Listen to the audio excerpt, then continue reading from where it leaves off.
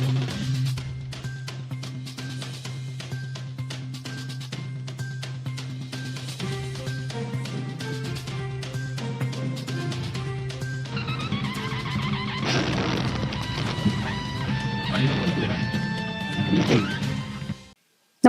आपण पाहता हिरकणी न्यूज.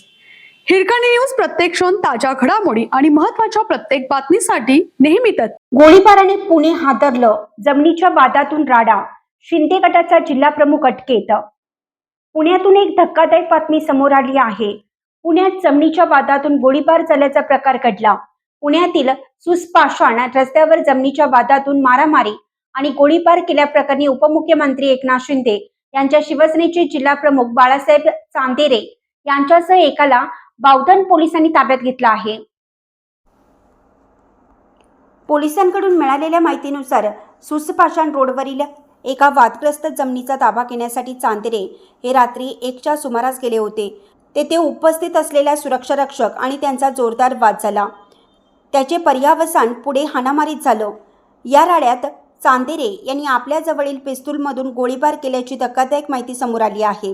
घटनेची माहिती मिळताच पोलिसांनी तातडीनं पावले उचलत बाळासाहेब चांदेरे, त्यांचा एक साथीदार आणि गुन्ह्यात वापरलेली पिस्तूल जप्त केली आहे. या खळबळजनक प्रकारामुळे राजकीय आणि सामाजिक वर्तुळात मोठी खळबळ उडाली असून बावधन पोलीस ठाण्याचे वरिष्ठ पोलीस निरीक्षक अरविंद पवार यांच्या मार्गदर्शनाखाली पोलीस या प्रकरणाचा पुढील तपास करत आहेत. दुसरीकडे करमाळा पोलीस स्टेशनच्या समोर 2 गटात फ्रीस्टाईल हाणामारी झाल्याची घटना घडली. मुस्लिम धर्मीयांच्या 2 गटात ही हाणामारी झाली.